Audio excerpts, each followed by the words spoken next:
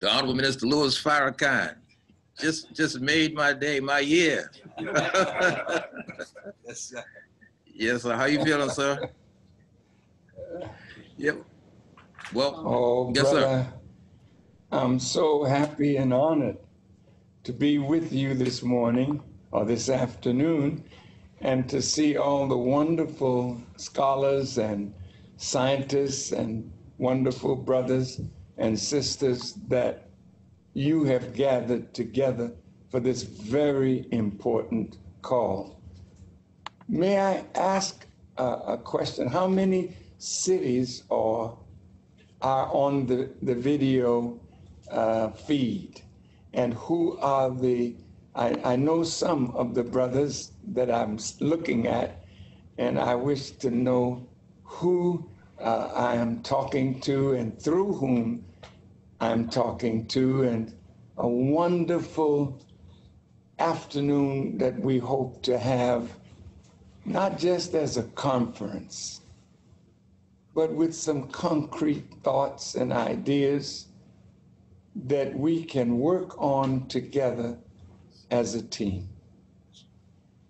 Thank you, Brother Siddiqui, because without your consistent and persistent way about nationalism and the beauty of it, I don't think this would have happened. You started to say that at Nails, when we met in Baltimore, Maryland, because I asked Reverend Dr. Benjamin Chavis and Attorney Lou Myers if they would be the cover of a national meeting of the Black leaders at that time. They accepted it because I thought the NAACP, as the oldest of the civil rights organizations, would be the best place to host all of us together. And it turned out to be a great day. But boy, the aftermath, because standing outside the door as we were inside, some of the greatest nationalists that I know and historians were there. Betty Shabazz was there. Oh, so many brothers and sisters who have struggled and worked for our rise over the years were present. But when the Jewish fellow who was outside saw that so many of our people had come together, they worked from that moment on to pull us apart and destroy the concept of Nails. And I don't think it would continue if it were not for Siddiqui Kambon. So thank you, Brother Siddiqui, and I'm honored to be here with all of you this morning. Could you please tell me who all these wonderful brothers and sisters are and their respective organizations? Okay, Mr. Farrakhan, I have the listing here, and what we have, Brother Mbizi Donko of the UNIA. I have Brother Mendel Hill. He's a relative and also an author. And we have Student Regional Minister Abdul Qadir Muhammad. Assalamualaikum, Brother Minister. Walaikum salam, brother. We have Assistant Student Minister Rory Muhammad. We have Student Prison Reform Minister Anthony Muhammad. Student Minister Kyle X. Student Minister Scotty Muhammad. Student Minister Rima Muhammad. John Cheeks, who works with us here with the Nubian Leadership Circle. Michael Burke, who works with us at the Nubian Leadership Circle. Youth Brother Jazir Muhammad, Technical Staff Brother Major 2X, Sister Martha Peterson, Brother Tabu, and then also I have brother here, I call him Professor Stafford Battle, who is the tech person for Nubian Leadership Circle. And then we have folks, I should mention the fact that I've had folks who've called in who are on the Zoom technology. That's why I'm really pleased with what Brother Stafford and Brother Michael and folks here from number 4 are doing with the technology, because you know I'm a pen and paper person, Brother Minister. And so we've got folks who are on Zoom in various locations across the country who in fact are tuned in right now to hear your presentation. So we're really pleased. Well, I see some scholars in front of me that I would love. Some I don't know, but there's one directly in front of me that I believe is a great professor.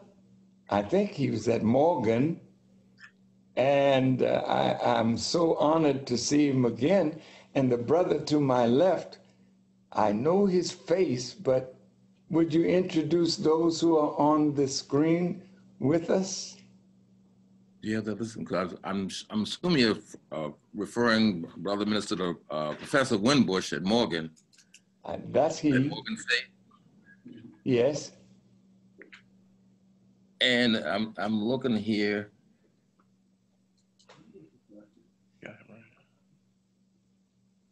There's a beautiful sister at the top here that I don't know that I know her, but I would love to know her. And could you state your name, sister, and your organization? Well, I'm Martha Peterson. I'm a former health and physical education instructor. I'm retired, and I have a dance program that introduces African American history through rhythm and dance. Okay. My brother here to the left, I'm pointing at his very handsome face and his dreads. I need to know my brother. Do you know who I'm talking about? Brother Kwabena. Is it Kwabena? Is that?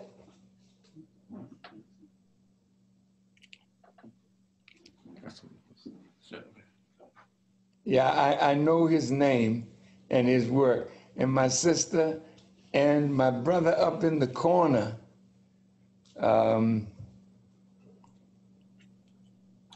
Anyway, I'm honored to be in your company. And as fellow strugglers for the liberation of our people, I honor you. I'm grateful to God for you and your gifts and what you offer to the struggle. And I'm honored to be on this. I think it's a historic occasion. So I would like to be brief, and I want to, you know what, I talk all the time. But boy, but I do want to listen, because it's only through listening that I'm edified by the brilliance of the minds that are here. I don't mind talking. In fact, please forgive me for being late, because there was a miscommunication. They told me that I wouldn't be speaking until 1:30, and I wanted to be here by 12:30 so I could listen and hear and feed from your minds, because all of you can teach me as I share the wisdom of the Honorable Elijah Muhammad with you. But I know that I'm in the midst of people of knowledge and wisdom and life experience, and I can learn from each one of you. And that would make my being at this historic meeting meaningful for me, that I go away with a greater level of knowledge of those who are involved deeply in our struggle. So thank you very much. Now, what time limit, Brother Siddiqui, have you put on whatever I might have to say? Well, let me just say there, Brother Minister, that if you got something to say, there's no time limit, because the bottom line is that it's important that folks hear your voice based on your track record and the fact of, you know, we know your love for Black people, so it's legit across the board. So don't even feel like you have to limit yourself. Just whatever you feel capable of putting out there, we're here to listen. Thank you so very much. There's a beautiful young brother in front of me on the screen, and I'm always happy to see youth, because without you, we're going no place. And the sister that was on the screen is a young Black woman, and we're not going nowhere as far as we could go unless we include our women, and I'll start with that. Our women have to be by our side, not behind us, and sometimes in front of us, because they have been the strength of our struggle all along. I thank Allah, and I will quote from the Quran, but even if you're not familiar with the Quran, the Bible, I will quote from the Bible as well.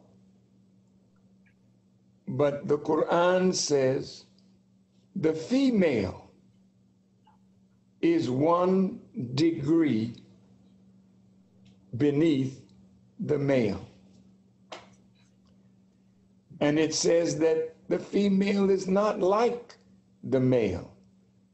Well, that's easy to see biologically, but by her being a unique creature of an ultra-wise creator, she has something to offer to every endeavor that we are involved in. And we cannot tell the difference if you have a protractor and you're trying to draw a 180-degree angle and then go the other way and complete the circle with 360 degrees. Can you really tell 1 degree of a 360-degree circle? The lines are very, very close. So in our way forward, our women have to be recognized, their gifts, their talents, and this should never be a male chauvinistic kind of endeavor, because we will not reach the goal unless we reach it together, male and female, young and old. Now, I'm up in age now, 85, soon to be, God willing, 86. And I don't think I have as many years in front of me as I have behind me. And so I'm deeply concerned about how our youth are represented in whatever we do, because they are a special generation.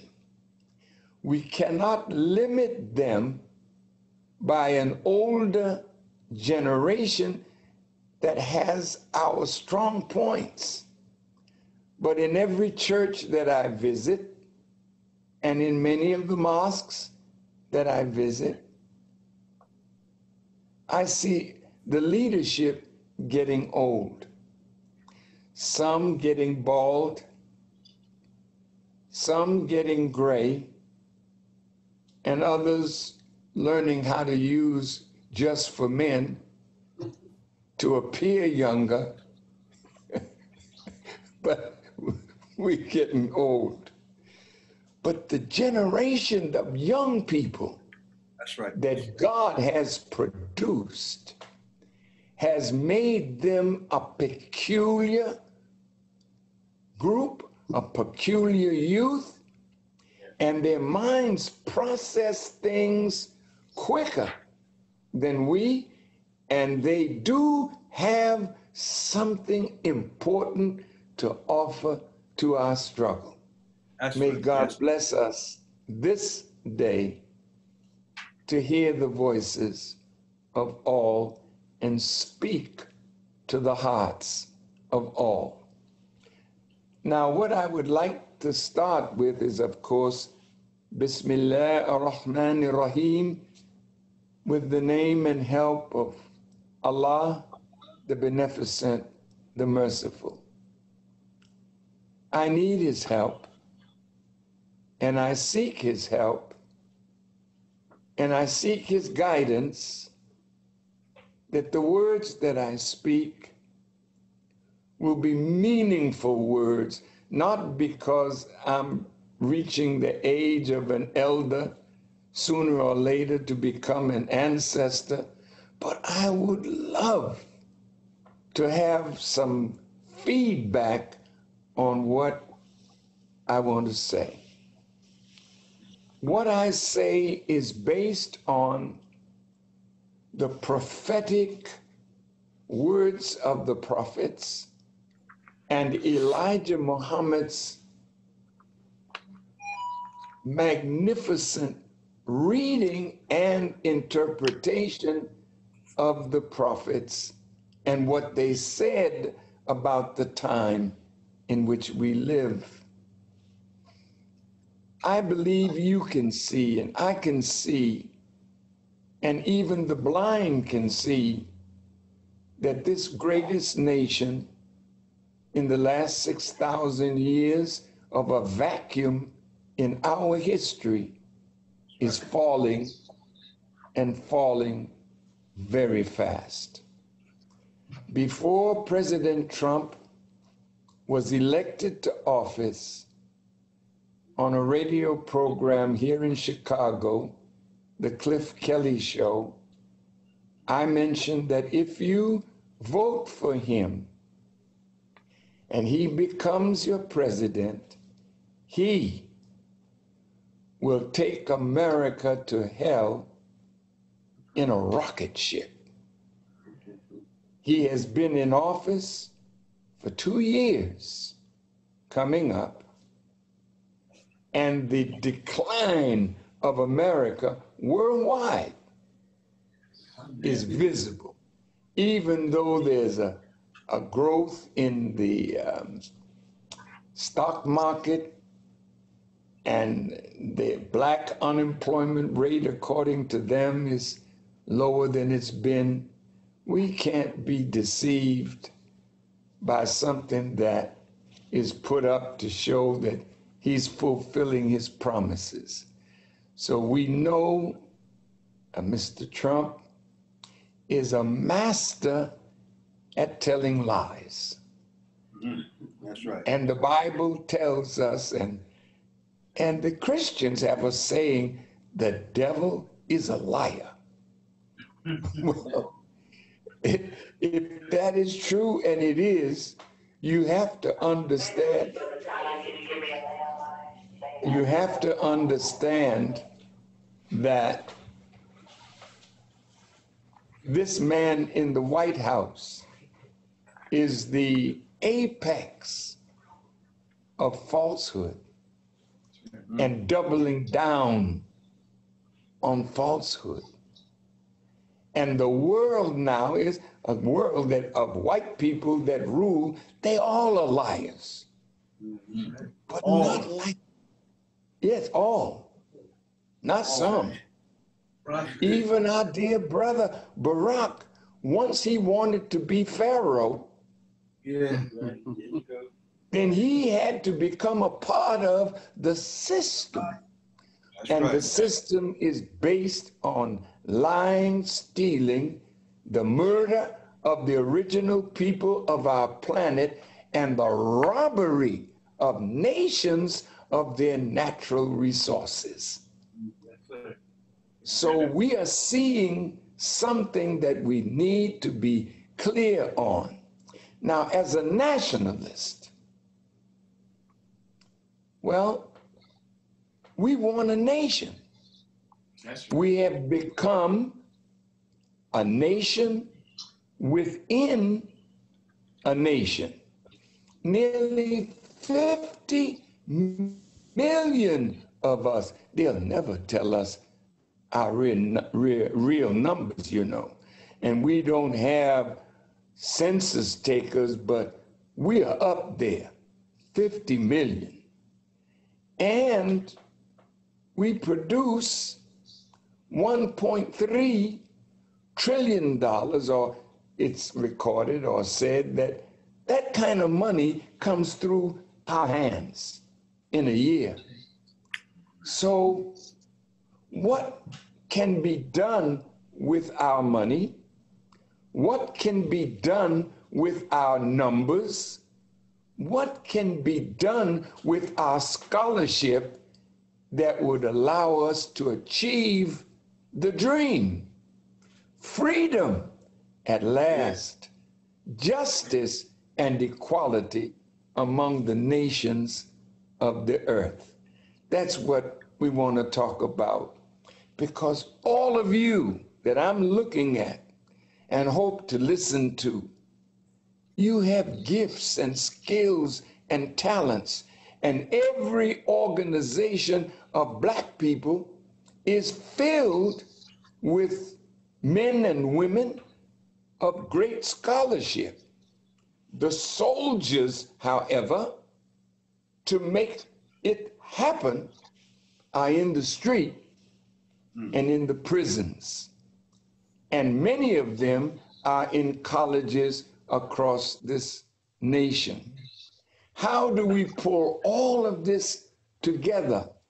In the words of the Honorable Elijah Muhammad, pooling our resources to go after economic development, political development, spiritual and moral development, cultural expressions of a higher quality.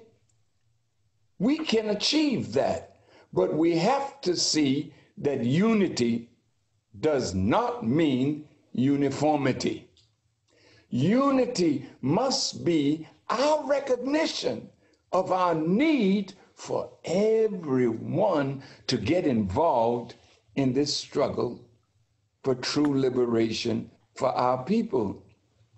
So, having said that as like a preamble to what I want to say, white people are losing every day.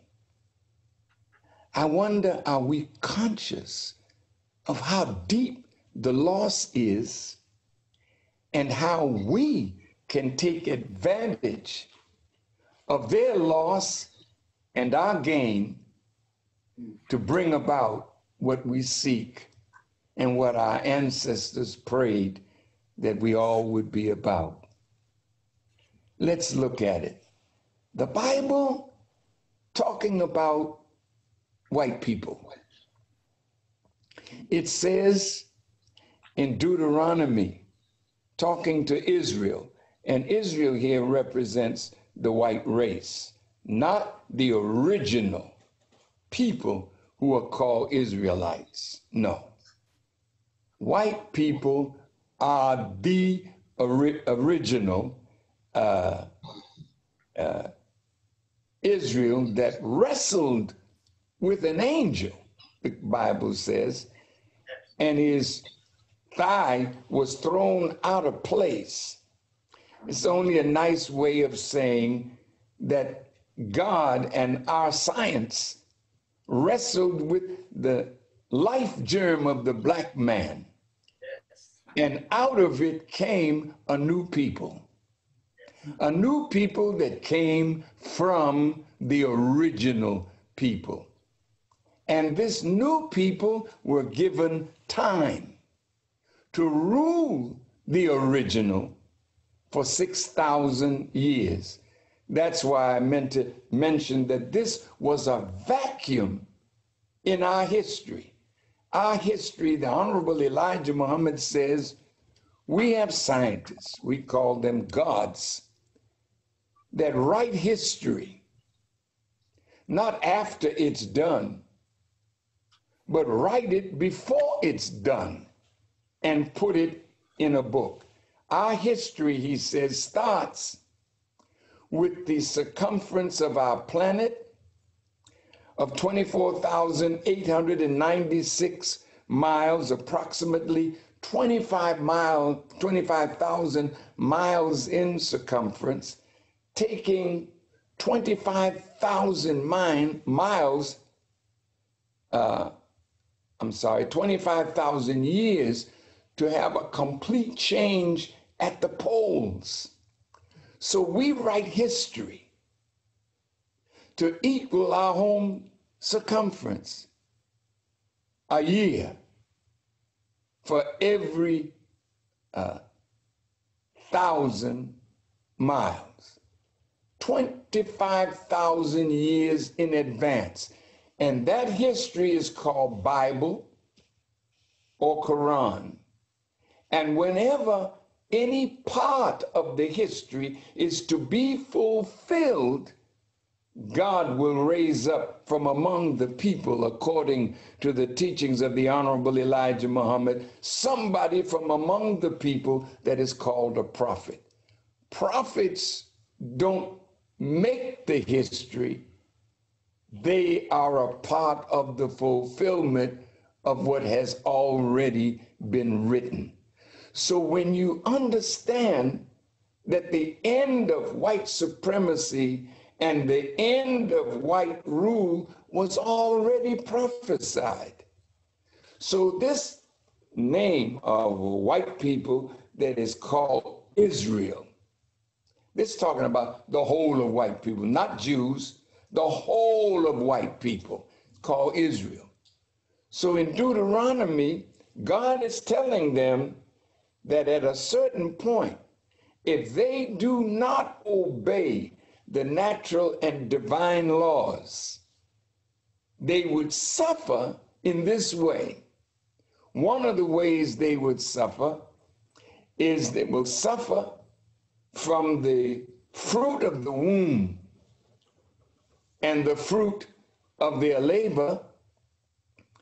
And if you look at white people all over the earth today, their birth rate is constantly in decline.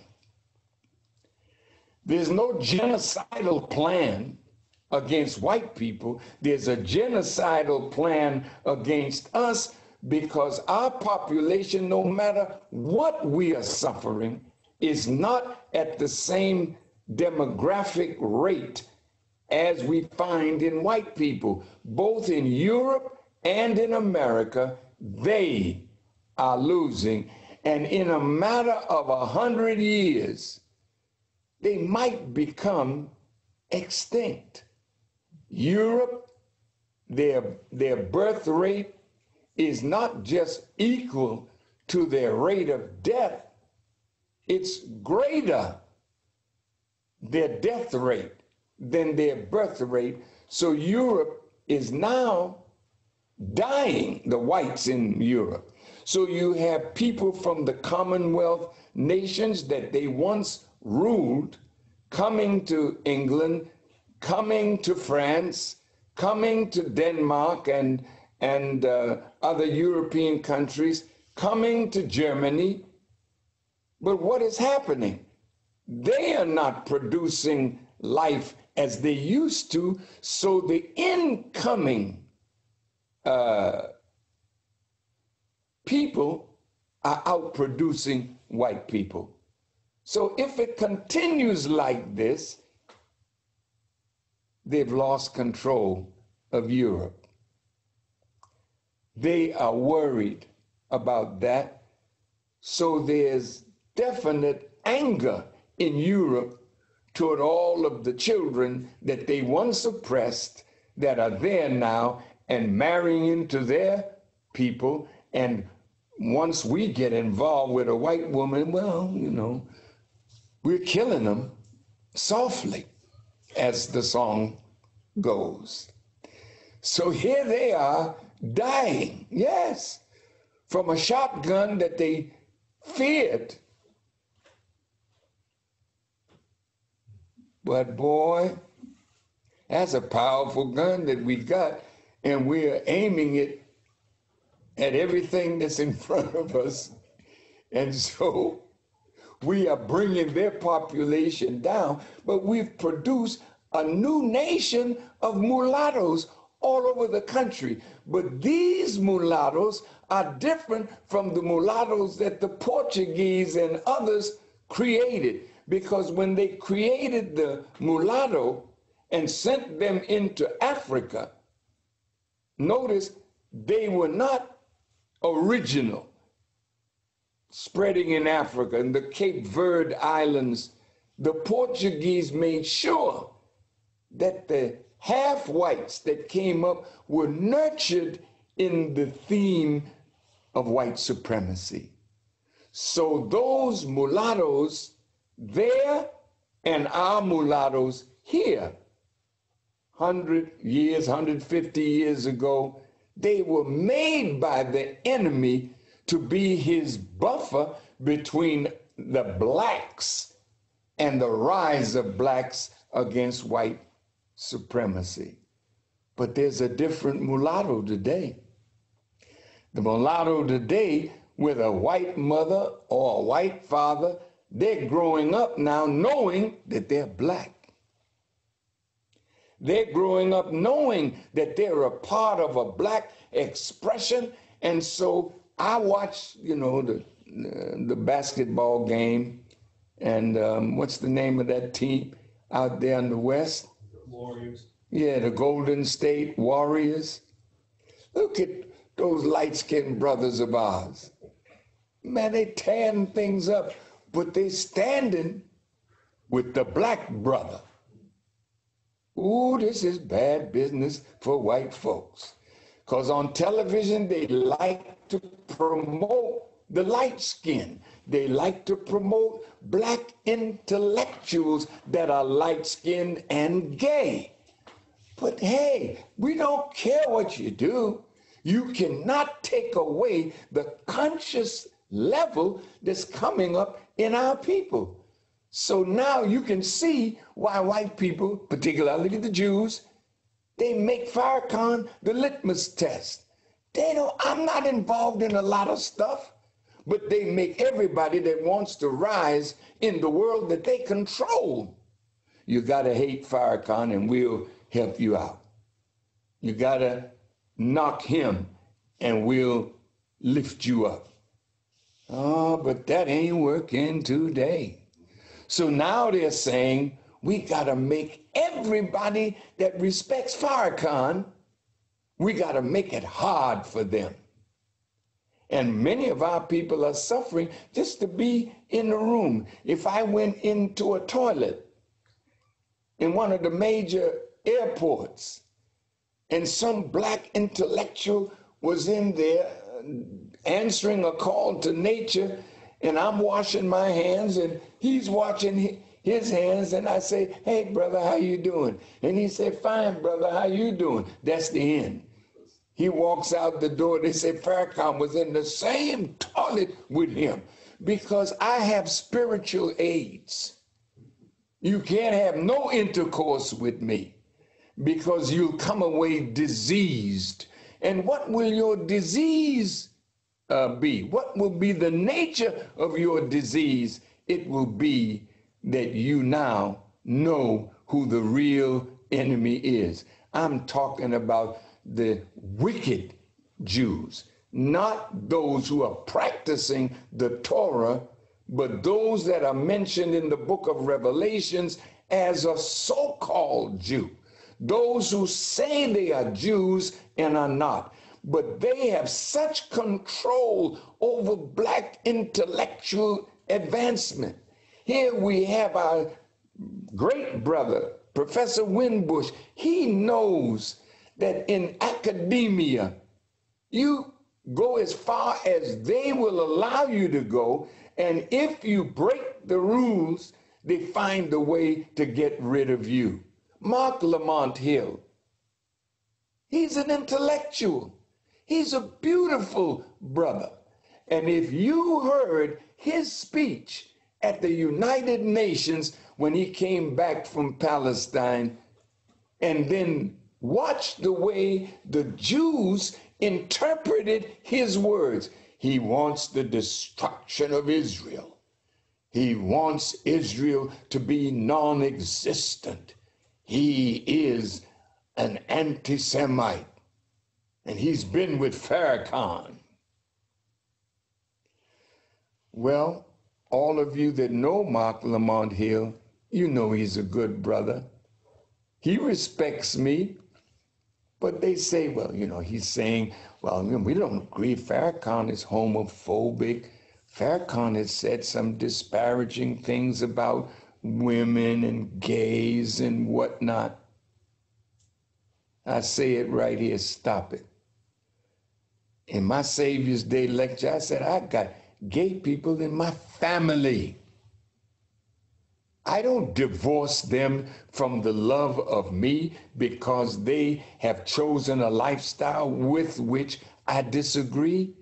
But I gradually teach, always teaching, to bring them closer to what is the actual norm of God and nature. That's my family.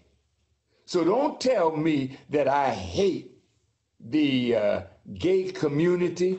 That's bad. It's a lie. Plus, many in the gay community, as Dr. Wesley is pointing out, are being scientifically produced. There's certain drugs you can take.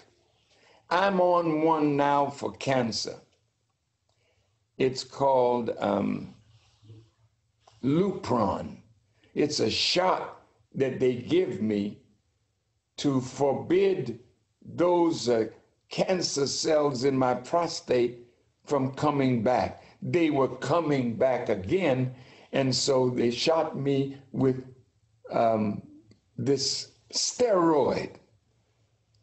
But the result of that is you start developing breasts. Now, hell, I like breasts, but I like them in the right place on the right people, not on me.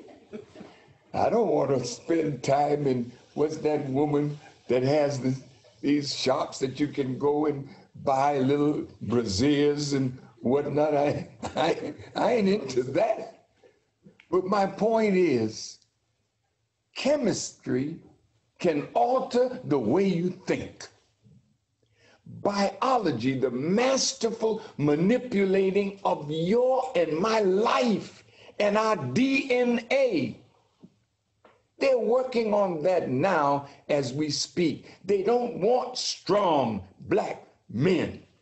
They want men who are not sure that they are. And then these kind of thoughts, you know, they'll tell you, if you take this drug, well, you might have suicidal thoughts. Oh, really? Think about that. If you take a drug that the doctors will prescribe for one problem, you end up with now suicidal thoughts. Come on.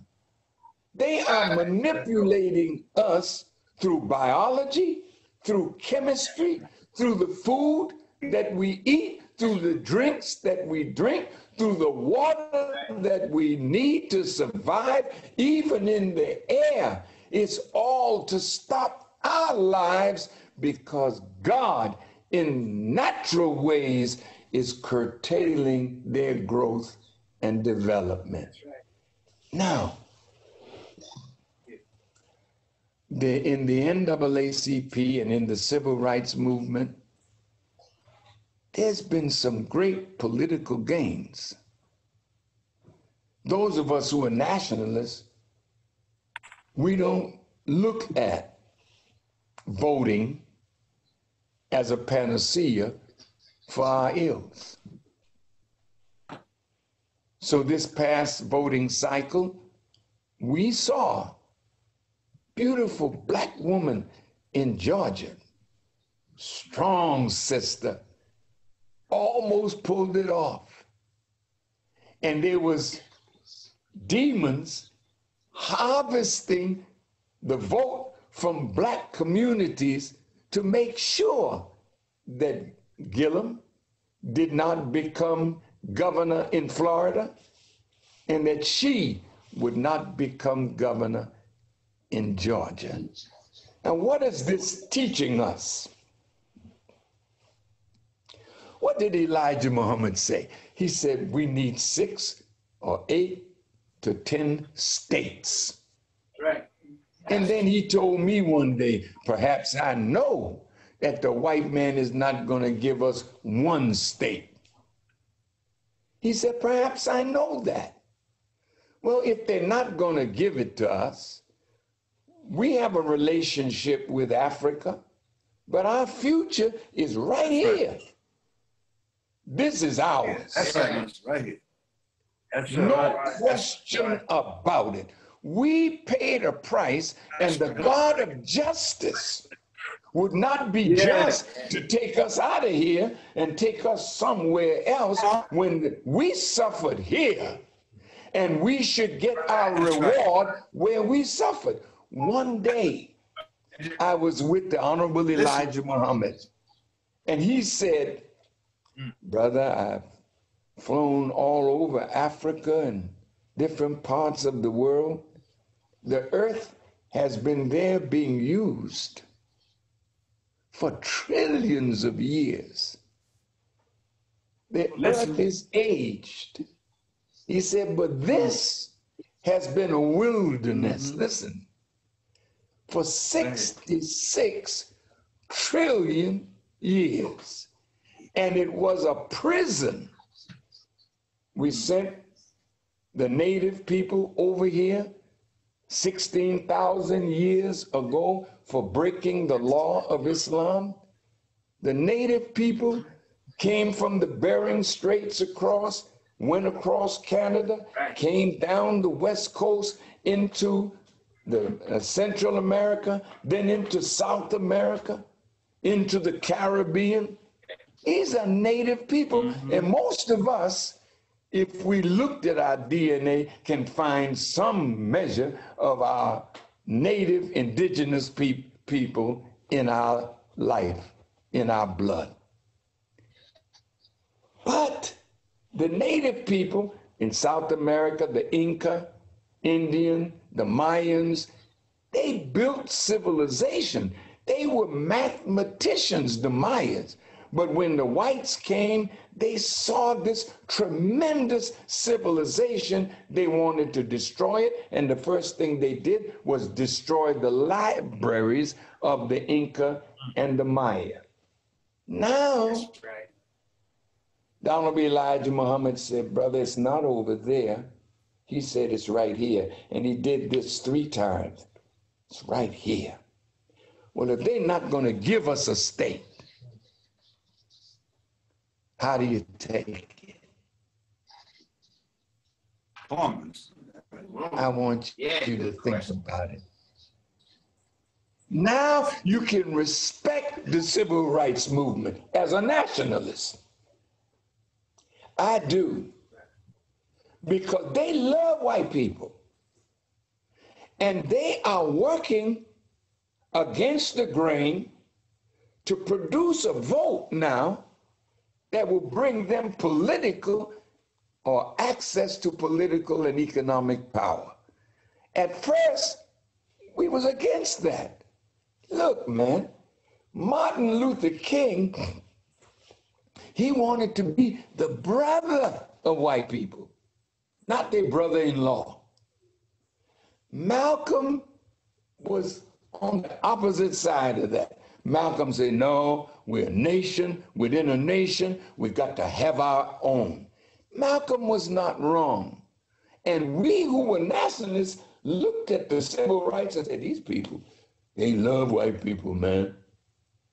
And that's a fact. Most of us have a deep, almost insane love for white people. And it's so bad that after they diss us, beat us, rob us, rape us, hang us, kill us, we're still right there. I see a beautiful sister on the screen. She knows if she's been married to a black man that abused her. So only, I mean, she's trying to be a good wife, but hell, after a while, you pack it in and take the dude to court and separate. White people are not our friends. They're young white people who realize how wonderful it is to have a relationship with black people. So they are not the enemy as their fathers, but the same thing that's in their fathers is in them. If it were not so, the younger white would challenge white supremacy in a way that we would get more justice from the new generation than we got from the old generation. But this system is a wicked system and it has to be broken. But there's something, when I was a Christian, and I love Martin Luther King today more than I ever loved him before, because Martin was a sign of evolutionary growth and development. He was killed at 39, going toward Africa and toward a nationalistic view. Martin. Malcolm was already a nationalist, but he was going toward Martin in a way that if their relationship was not severed by death, these men living today would be on the same page. Well, Malcolm is gone and Martin is gone, but the problem exists and we have the solution now. Let me say it like this and then let it go. Elijah Muhammad one day said to me, he said, brother, they call me a nationalist. He didn't say he wasn't. He said that's what Essien Udom wrote about Elijah Muhammad and the Nation of Islam. We were black nationalists because we wanted a nation of black people. But then Elijah Muhammad said to me, brother, black is not national. Black is universal because everything starts in darkness and then comes out into the light. So Pan-Africanist thought is the right thinking first to come out of just nation like Egypt or Sudan or Congo, different nations in Africa, but we have to outgrow that kind of narrow nationalist thought to see ourselves in the light of Pan-Africanism, to see that all black people, anywhere they're found on the earth, belong to us and we belong to them. So the solution that we evolve must encompass the unity of all people of color. That's right. That's right. Now, well, what's going to happen to white people? Elijah Muhammad said once, he said, brother, if you continue to listen to me, I'll have you so smart that the white man will be around your baby finger like a string. You won't even know he's there unless you look for him. Now, those are little words from Elijah Muhammad that I had to go and study and see, what did he mean by that? Because white people can exist, but not as a devil. See, a devil is a liar. A devil is one who by nature cannot submit to black rule. They don't like being ruled by you. And if you want to see that, get a position in white America and go to the top as a black person. See how many white people like you. And the proof of that is Barack Obama himself. We helped others to send our brother to the White House. And look at how black people treated our brother as the president of the United States. A Jewish woman who was a mayor of Phoenix. His plane landed in Phoenix. He comes off the plane, she's there, but she's not there to shake his hand. She's there to shake her finger in his face because they have that feeling of our inferiority. And if we become mayor, if we become governor, if we become president, if we become CEO of one of their major corporations, remember, you still a nigger in their eyes. This is real. So now that we know this, we have to adopt a wise move in the future. Now look at this. There's a man in Alabama. I think his name was John Cashin. Do you remember Mr. Cashin from Alabama? We had 8,000 acres of land in Alabama. We had our farms, we had our cattle, we had our cows, we had our chickens, we were growing food, but they were killing our cattle. They were doing some awful things to us in Alabama. But John Cashin thought like this. He said, brother, the future is in the South. Chokwe Lumumba, and before Chokwe, my brother, oh God, Mr. Winbush, please help me with the name of the brothers who said free the land. Omari Obadeli. Those brothers marked out 5 or 6 states, and they were going to go after owning it. They had the right idea. And let me tell you something, brothers and sisters, even truth spoken out of season can't bring the right results. And even an idea advanced before time will not reap the greatest results. But the time now is ripe.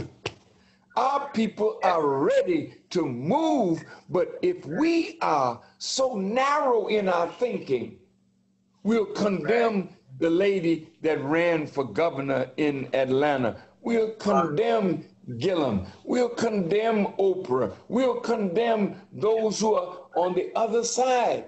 Now watch Oprah. Watch her.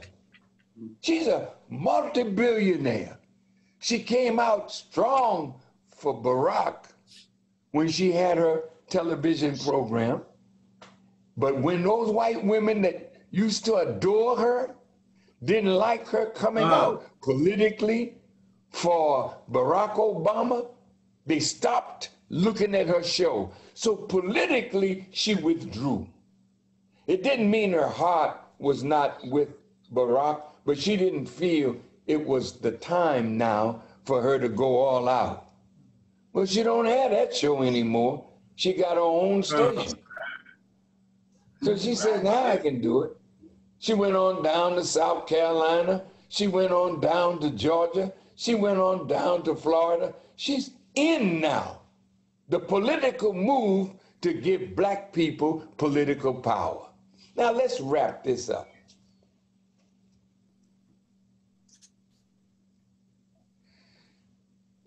We can take the South. Yes. Come on. All those southern states with borders to the sea. I want you to study Georgia, study North Carolina, South Carolina, study Florida, go to Alabama, go to Mississippi, go to Louisiana, go to Texas, go to Arkansas, go to the Mississippi Delta that the Jews came over and took over and owned the plantations that our fathers and ancestors worked, man. That can come back to us today. Now, how do you do that? John Cashin said, everybody go south. Now, look at the movement of black bodies during the time of the second period of Reconstruction. There was a mass migration of blacks from the South into the northern cities and towns. Now we're so invested in Chicago, in New York, in Cleveland, in Newark, New Jersey, in the big cities. We have mayors. We have people now want to be governor. But you got many Southern brothers and sisters. You know how we used to, as those growing up in the North, we were taught to be against our brothers and sisters in the South. And when my parents came over from the West Indies, I know how it was when I was young, when they would call me a monkey chaser. So now look at the time. Look at all of the work of, what's that white boy's name that had us divided by color, divided by Willie Lynch. All of that now is being broken down. We're breaking through those chains that white folk erected. Now is our time to do big things. Now, I would advise, this is a new thought that I've come to as a student of the Honorable Elijah Muhammad. Support black registration to vote. It ain't that voting can be a panacea for our ills, not the way we think. But if we voted and sister became the governor, somebody from the legal profession became the attorney general, 2 senators in every state, now we're the majority population because they dying and we making babies. Then all of a sudden, all the centers of power are in our hands. Think about it. Budgets are in our hands. Damn, I'm That's right. We run the schools. We run the police department. Yes. We run the government. That's right. Yes. We have senators now in Congress and people who are representative of their districts in Congress. Damn, we're everywhere. We got people graduating from law school. They'll never make it, baby, as no black man or woman fighting with the white man's law, but you will know how to use it when you get on the courts in your state that you just took over. Now let's look at Mississippi. Lord have mercy. Come on, brothers and sisters. Don't be mad at them who want to vote. No. No more mad. Hey, baby, let's all get registered. Vote. What you voting for? We're voting for power. So white folks already know it. And that's why they're stepping up their murder of our young people. Stepping up their biological and chemical warfare on our people. They must kill us in order to stay in power. And God must deliver us from them in order for us to have the power to build a brand new world under our leadership. People used to say, well, we don't want to be no black supremacists. White supremacy just as bad. No, black supremacy would be just as bad as white supremacy. How the hell would you know if you've never lived under black supremacy? Come on, brothers and sisters. This is our time. This is our day. So over there, we take Mississippi. Yeah. And all of the Mississippi River that touches the states that go all the way up to the center of the country. Can you envision it? Can you see it? We take over states where all the grain is produced. That's what's in the Bible about Joseph gaining the key to the grain house of Pharaoh. Where's the grain house? It's the middle of America, Nebraska, Iowa, Illinois. That land can be ours. How you gonna get it? You can't get a gun, but you need a gun to protect what you gonna get through the power of your gun. Now, I close this. The greatest asset we have is our young people. Now, while we're voting, and gradually, if you can see what the white man sees, he already sees you coming into power.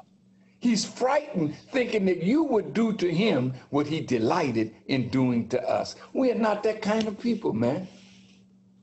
You know why we're not?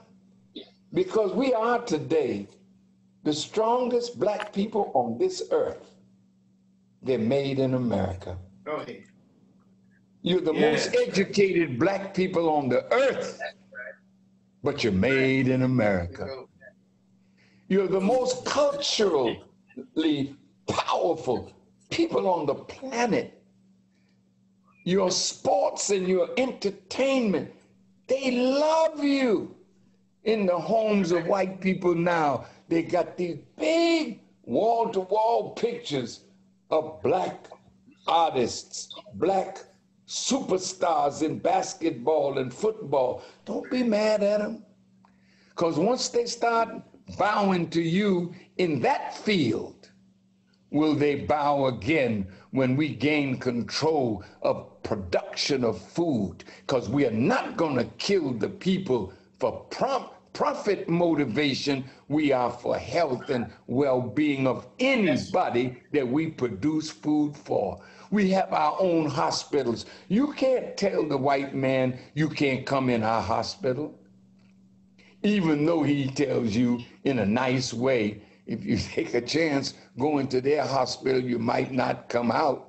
But I've been in their hospital, and God has blessed me to come out. They may not have wanted me to come out, but when you have your own hospitals, you can't say white people can't go. Now look, you start voting. You start registering. You start seeing the value of the vision. Now you become masters of 6 to 8 states. Masters. Suppose you do like South Carolina did. Suppose you say, we're going to secede. Yeah, Right. We'll never be what we want to be under that system. We have to come up with a system that is good for our development, but also a system that's good for theirs. But remember now, Elijah Muhammad said, you continue to listen to me, I'll have you so smart that a liar can't lie. Once you know the truth, the lie is gone. Have any of you shot crap? I mean, I know we're crap shooters one way or another, but brothers, sisters, look, if I'm shooting crap with a load of dice, once you discover that I don't know how to shoot crap, but a black person struggling, he learns. Put it in, and it come out what he wanted to be because he never learned the science of cheating. But once you learn the science of cheating, you have to rely on cheating. But when a wise man is there with you, that knows the game and the tricks of the game, can you be deceitful when the person that you would deceive is knowledgeable of your practice of deceit? The white man is finished when you come into the supreme knowledge of who you are and who they are and how they rely on lies and deceit and tricks. And once you're in your own righteous mind, he can't function. A liar cannot lie in the presence of truth. That's right. And the strength of us to tell it and die on it. Now you got some states, and you start your own taking these colonies and uniting them. Now, how we gonna do that? Man, they got the army, you understand what I'm saying? Y'all can't do that. You know how you talk? Because you're scared to think out of the box. Right. So God is preparing a war for them right now. The storm clouds of war are gathering right now. They're not the same power that they used to be. So the Honorable Elijah Muhammad told me that there'll be a war. And it will start with conventional weapons, and it will escalate into nuclear weapons.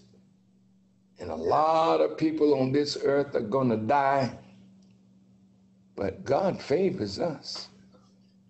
Now, when he goes to war, if you wanna die, you go with him. But if you have the strength to say, no, we don't have nothing to fight for unless you give us the necessary territory wherein we may have something to fight for. So the strength is coming to you on every side for reparations, for money, for states, for land. And what is needed now is the unity of our billionaires, millionaires, with a plan to buy up as much land as we can get our hands on. Agrarian land reform. Feeding yourself and your people to give us life and strength. Developing chemical laboratories where when they say, no, this is good for flu, your own people got our labs and we learn, no, we can't do that because there's an ingredient in there that will kill us. And right now, somebody in my family was talking the other day about Chirac, not Iraq, Chirac, owned by P. Diddy. That's my brother, and he asked me to call him my son. And of course, owning Chirac, okay, it's a label, it's a brand. Now you got people, you're not the chemist now. You're not making the Ciroc, nor are you making the perfume and the what do you call it? The colognes. They got your name on it, but you're not the chemist. You do not understand the white man. You do not believe in Elijah Muhammad's deep unveiling of the nature of that man. And because you don't believe, you still think that there's hope in your union with them, only on your terms. And when you unite with white people, you hardly have any terms at all. It's their terms that dominate every union that we make with them. That's over if you come to understand the nature of the people in whose hands we have been for 463 years. So now our aim on another side should be to collect our talent,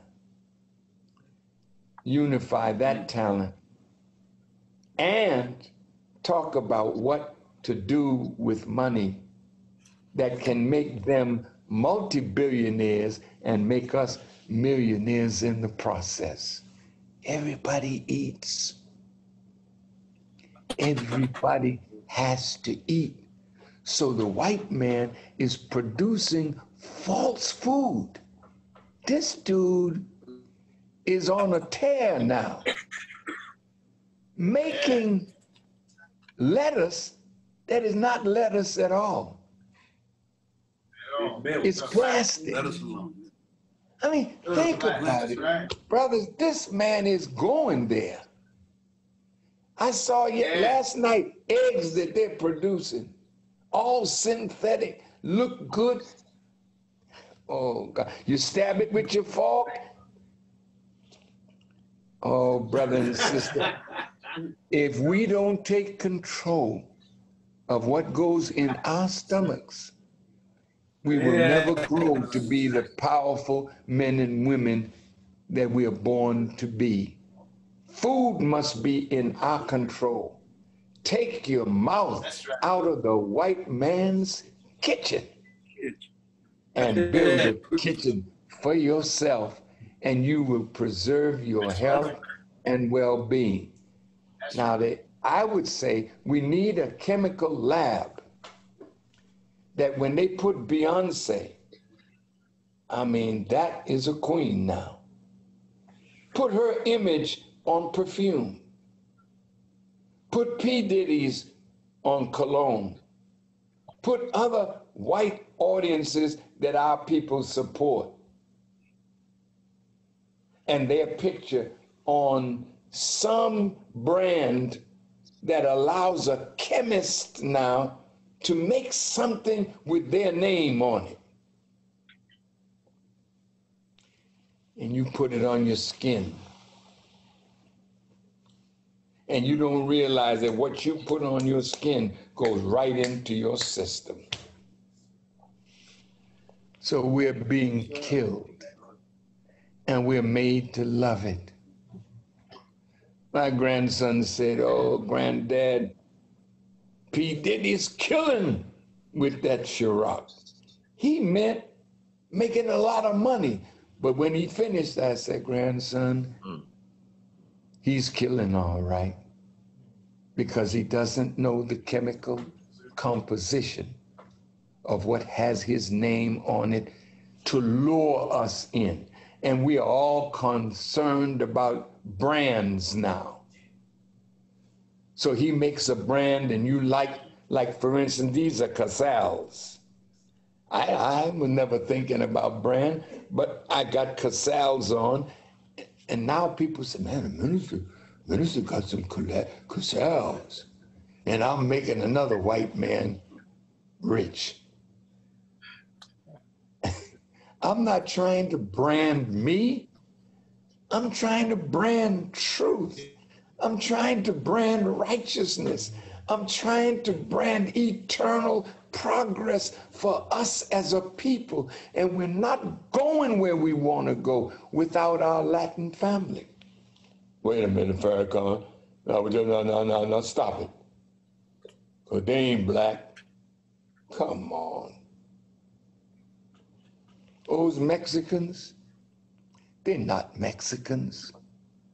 They are part of the indigenous family, married into, taken over by Spaniards, Spanish Jews, Spanish Christians, white Spaniards, so they speak Spanish now. What was their original language? Those are your people. So now the tentacles of the nation is reaching, because we know the root of all of these people by the teachings of the Honorable Elijah Muhammad. So as we speak those roots, we start bringing the family closer and closer together. So before long, man, America becomes ours. Every state. And white people go off to war. Let them go. Encourage them. Yes, you can win this. Russia's a pushover. No, they won't win it. And we'll come back in body bags if you go and fight for them. Your day of fighting for your enemy is over. You have gotten nothing from the blood that we have shed for their freedom and our continued suffering in another form of slavery. So I think I've said what I wanted to say. Getting the states back, coming into political power, starting with a pan-African thought and then expanding to the whole of the human family. That's why Elijah Muhammad, when we became Muslims, he asked the question, who is the original man? The original man is the Asiatic black man, maker, owner, cream of the planet Earth, God of the universe. Not dog of the universe, God. You are not descendants from white geneticism. That's right. White people are descended from us. Everything came from the black man and woman. That's not race hatred, it's race fact. So then he asked, what's the population of the original nation in the wilderness of North America and all over the planet Earth? Now notice how he said it. 17 million at that time with the 2 million Indians, making a total of 19 million in the wilderness of North America, 4,400,000,000 all over the planet Earth. Now what are you saying?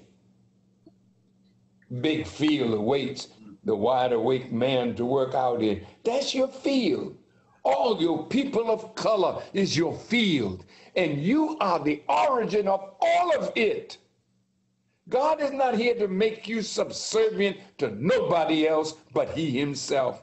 Everything will come under your rule, and you will be a just ruler. You will be a fair ruler. You will be a good ruler once you are purified from the white man's mentality.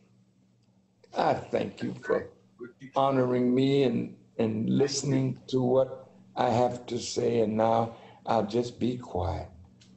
Thank you, Siddiqui, and thank you all for your undivided attention.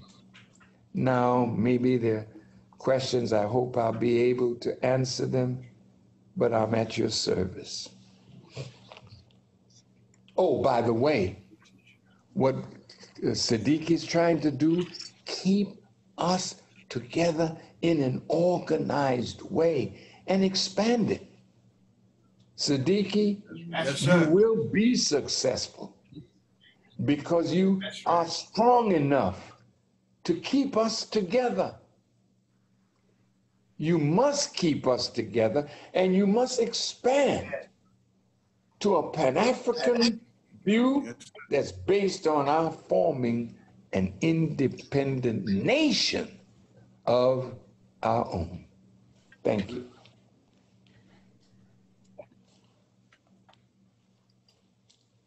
It's in your hands. We really Siddiqui.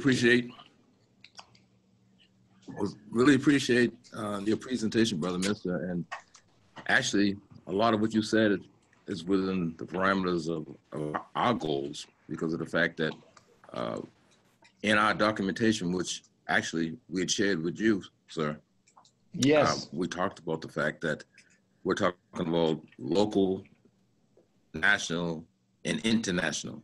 And so we're talking about people who look like us all across the world, how we can come together. So, you know, we really appreciate your words of wisdom, and not sure, you know, what your schedule is like, or if there's any questions that folks might have at the present time, because of the fact that. Well, I want to listen. What's our time? I want to listen to your questions and your statements because you're the ones that will carry this to the next level. Did you have questions coming in? Yeah, I Brother have Siddiqui? Yes, sir. one question. Who's it that's, This is Ray Winbush in Baltimore. of course. Can you, Yes, sir. how you doing, Brother Minister? I'm better. You know- I'm looking at you. Yeah, one thing, you know, here in Baltimore, there's probably conservatively 150 Black organizations, and I might be underestimating that. How do you organize the organizations? You know, Brother Siddiqui is doing. How do you organize the organizations? Once, Professor Winbush, we outgrow the immaturity of our organization and nobody else. We got the solution and nobody else. We have to work together like this body. God, it starts from one sperm and one egg. And look at 9 systems that grow from one cell. And in each system, there are major contributors in that system. And they work together with all the other systems to keep this system, which is you and me, alive. Once we are immature, for instance, if I were the heart and you were the brain, the heart might say in an immature state, well, hell, if I stop beating, you will stop thinking. So I'm the power here. And the brain will say, well, maybe so, but if I stop thinking, you die too. We are all interdependent on each other. So that level of maturation starts with a man like you, a professor, a very knowledgeable man. We have to make every organ see their value, and in the scheme, find a place for each to function in a way that they become a part of a whole rather than thinking of themselves as the whole itself. And that's going to take time and effort and the working of a white man. What do you mean by that, Farrakhan? The white man is at his wit's end right now, and he's whipping us all one way or another. And the more he beats us, the more we say, hey, Wimbush, can I come over to your meeting? Or will you come over and talk to me? We are getting beat up so bad that we realize we need each other. And we're not going to be successful without our coming together. So the Bible calls it the whipping winds on the dry bones in the valley, cause the bones to come together and stand up an exceedingly great army. There's a lot of outside force that God has to use to bring us together so 150 organizations become one major force. And that's what the Jews have that we don't have. They have a level of maturity, realizing that this one and that one can function together to survive in an increasingly negative environment. May God bless us to do that. We need you, Professor Wimbush, and we need our brothers and sisters in academia. We can't write them off because some are more white than the other. We have to see that none of them now are safe. That's right. Once they knocked off Lamont Hill, and then they threatened our brother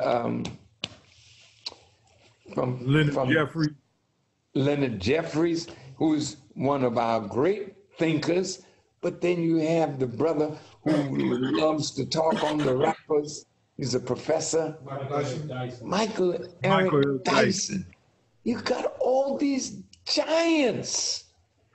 And what we need to do is stop nitpicking a giant, beating up a giant. Help the giant to see he is a giant so he won't stop, he will stop acting like a nobody. Something that some of us need.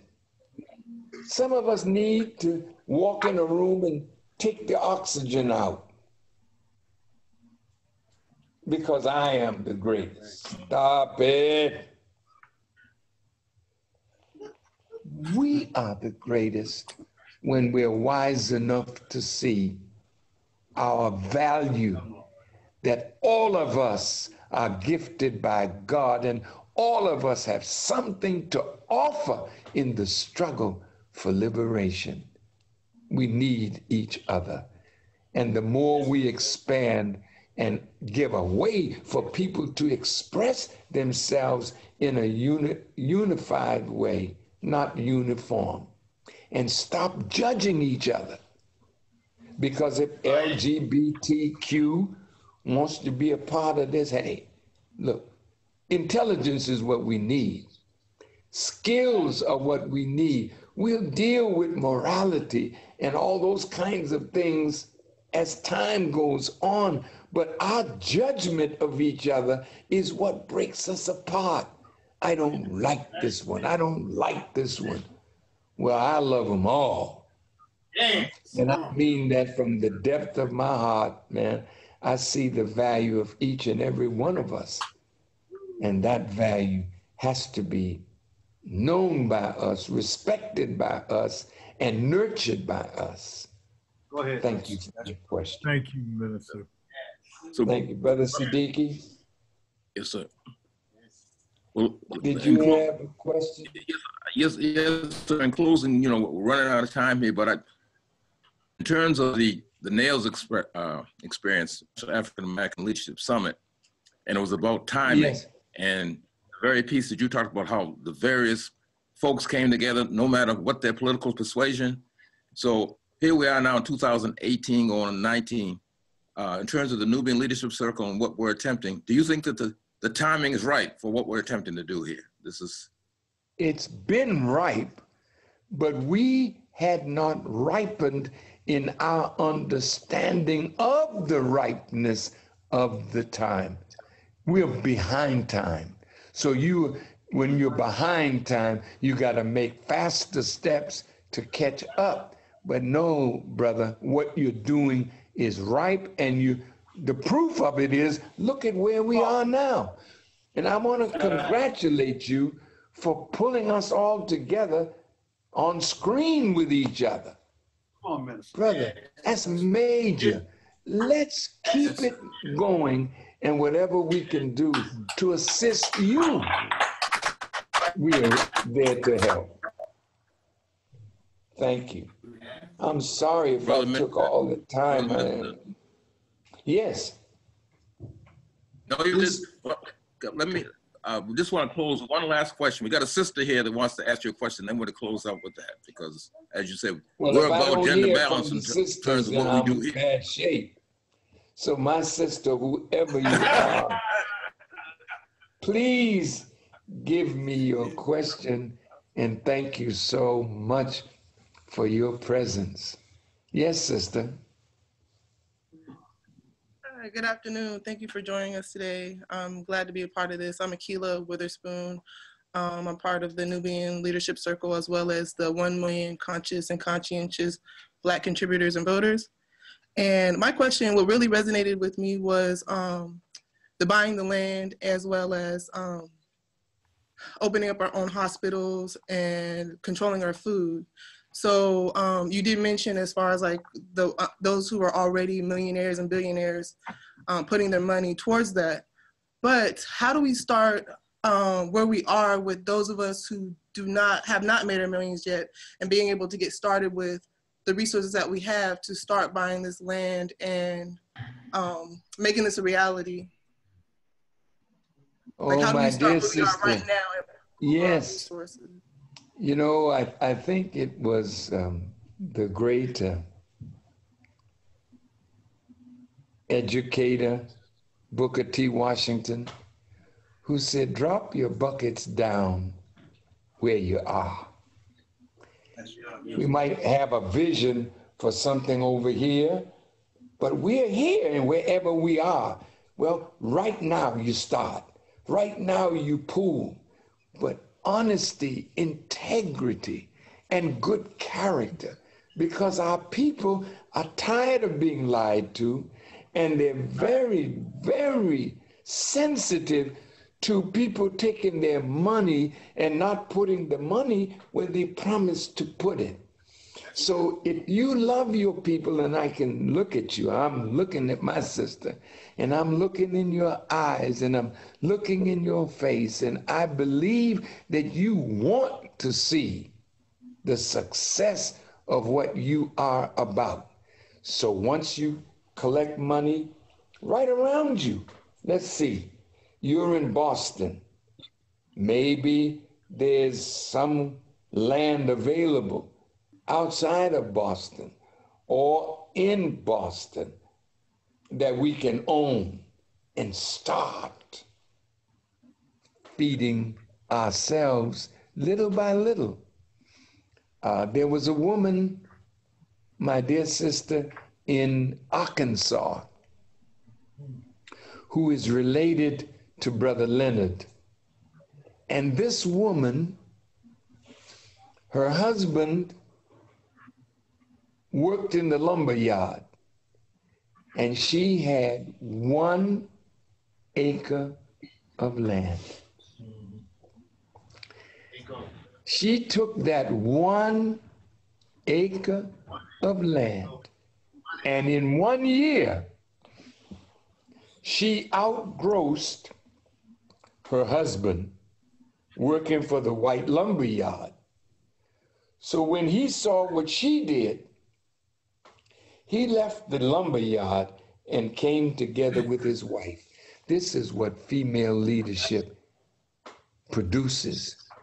Now they own thousands of acres of land in Arkansas and are the #1 producers of greens in the state of Arkansas. I visited their farm, and I was so kind of messed up by the beauty of what they had. The family came together. They all built their homes on the land. I saw the production, the machines that they had. I saw how they harvested. I saw how they packaged. I saw how they sold it. I saw them take a corner and have an outside market, and they were making money there. And now their produce is in all the big stores. We got that power. But we start where we are. I'm on about 120 acres here in Michigan.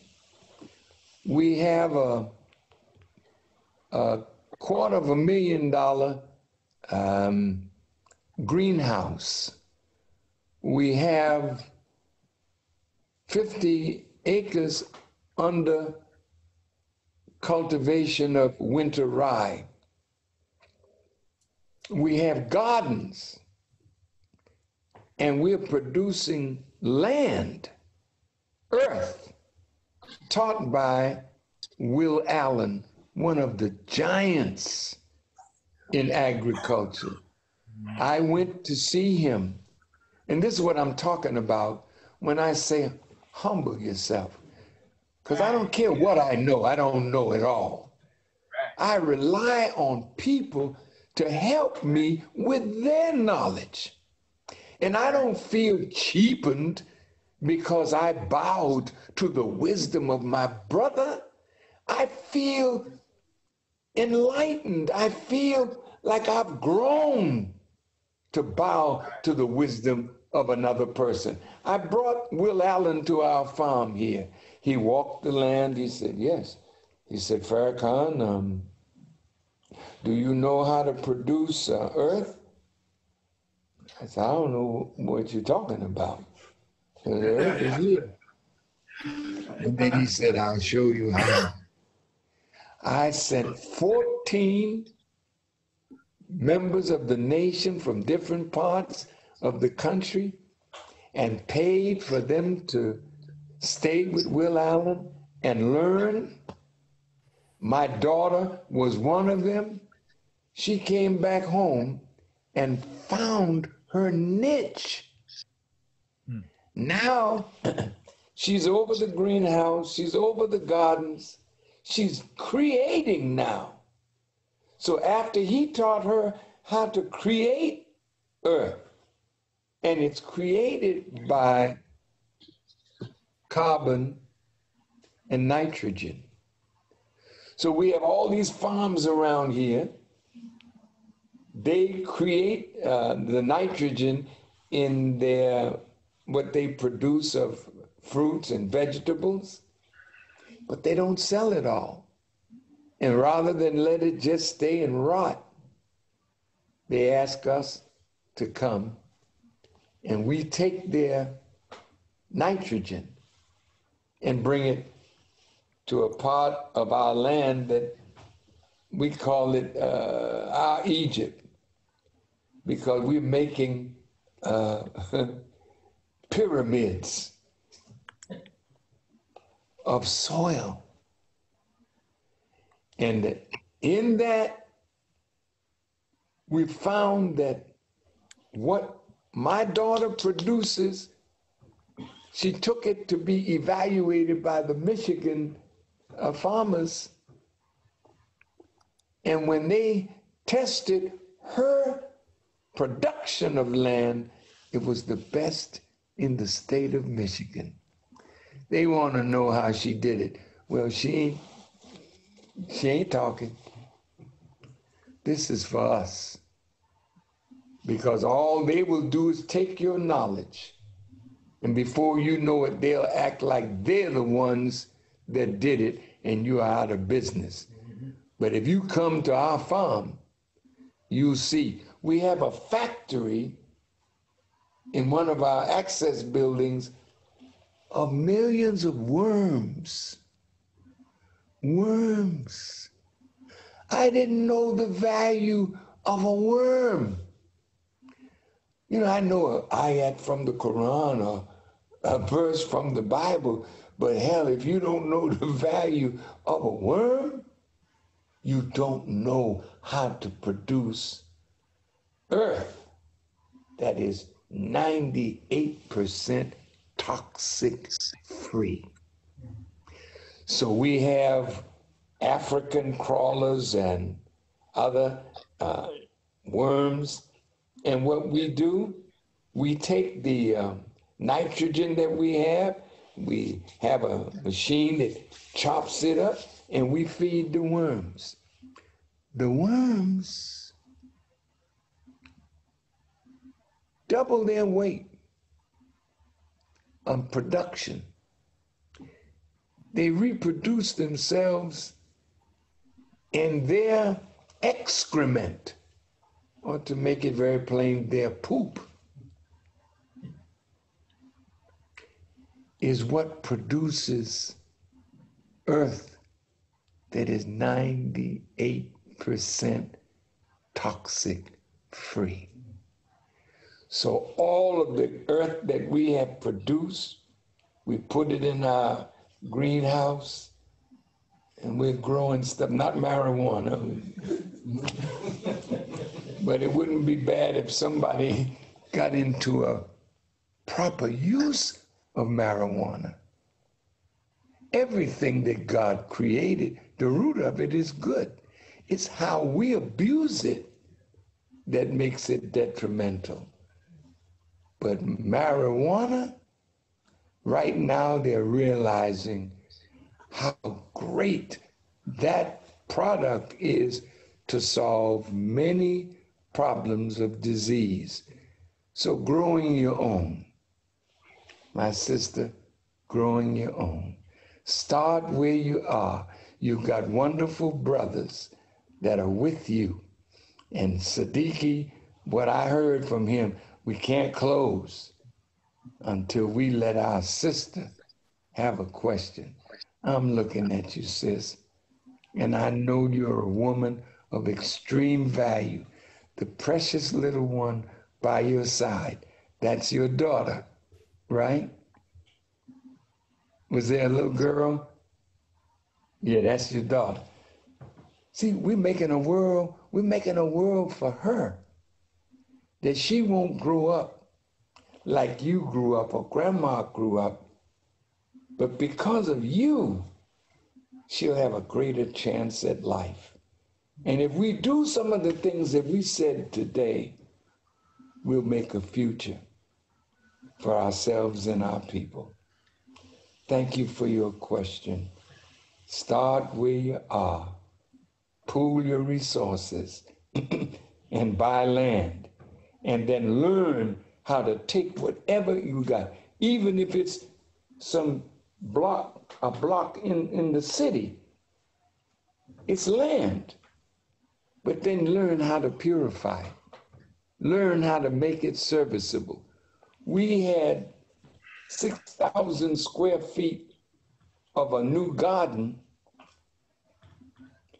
and my daughter worked with it for 4 years, and it wasn't producing a lot. It was not good earth, but we kept putting what the worms produce and what we make with nitrogen and carbon. We have people that give us the carbon from their trees when they take the tree down and they make it into chips. We take those chips and the nitrogen, and we've got pyramids in a certain part of the land where we're producing more and more earth. And we are so anxious to share that with our people. I love you, my sister. May God bless you. And Professor Winbush, it's always great for me to look at you because you've been there as a fighter for us for years. Your scholarship remains. And no matter how long we live, you can never die because your wisdom in books preserves that intelligence for younger people to study and grow from you. My dear brother, that's looking at me, and I think I saw him changing clothes or whatnot, but I wish I had a chance to be right there with you, close, that we could share the affinity that we have for each other. And the youngest one on the screen, brother, I'm looking at you, and I'm honored to see you, and I'm glad to see my old faithful brother. Yes, that's right, it's you. I see your face smiling. Oh God, brother who always raised a lot of money for the nation. Jabril. Jamil. Thank you. And Brother Kadir is there, and I don't know who else is there. Sir. But I thank all of you. Thank you. Nurture this young giant, and we'll have something even when I'm no longer present. I go to the ancestors with joy because I've done the best I could. And if God gives me more time, it will only be of value if I gain more wisdom. And I'm about to go get some to bring it back so we can go to the next level. There's wisdom that is being prepared for us to build a nation. But it won't be revealed as long as the white man is in power. Because the wisdom that Master Fard Muhammad brought in 1930, look at where the country was in 1930, and look at where the country is now, 88 years since he came. Look at the technological advances from their study of what he wrote for us to study. So let's keep growing.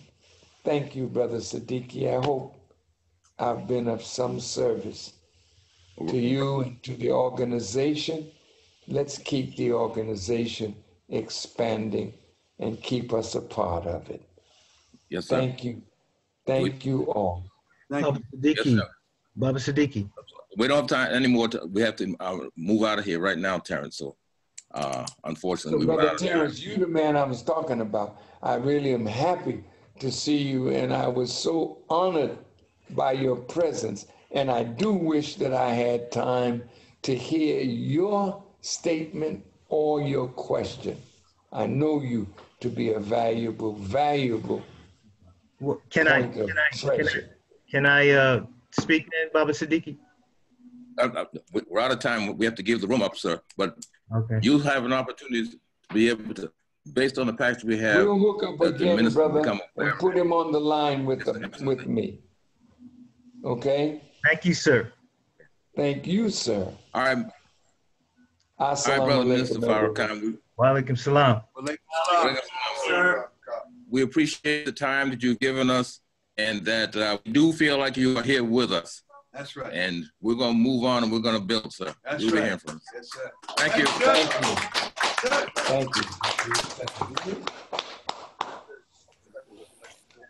you.